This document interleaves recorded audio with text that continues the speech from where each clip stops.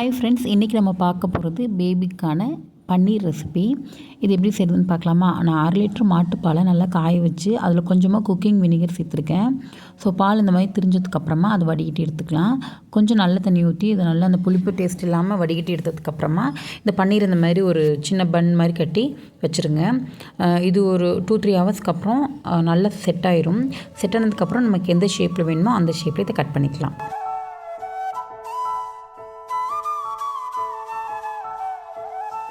Cut பண்ண பன்னீரில் உப்பு, மஞ்சத்தூள் மட்டும் சேர்த்து அப்படியே ஒரு 15 மினிட்ஸ் வச்சுருங்க.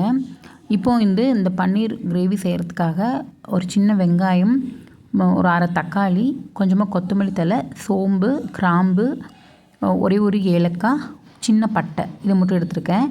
இது கொஞ்சமாக ஆயில் விட்டு இதெல்லாம் ஃப்ரை பண்ணிக்கலாம். இது கூடவே வெங்காயம், தக்காளி, 5-6 முந்திரி, கொஞ்சம் கசகசா, கொஞ்சம் கொத்தமல்லி இதெல்லாம் போட்டு நல்லா ஃப்ரை பண்ணிக்கோங்க. மசாலாவுக்கு கொஞ்சமாக வீட்டில் அரைச்ச மிளகாத்தூள், கொஞ்சமாக சீரகத்தூள், மஞ்சள், உப்பு இதை மட்டும் சேர்த்து வணக்கிட்டு அதை தனியாக எடுத்து ஆற வச்சிடலாம். இது வணக்கின அதே எண்ணெயில் பன்னீரையும் போட்டு கொஞ்சமாக டோஸ்ட் பண்ணி எடுத்துக்கோங்க. இதை எடுத்து இது தனியாக வச்சிடலாம்.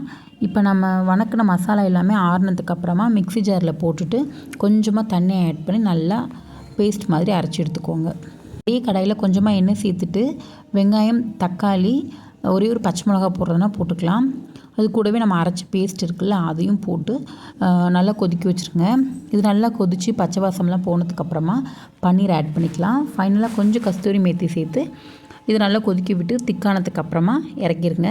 குழந்தைங்களுக்கு ரொம்பவே பிடிக்கும்.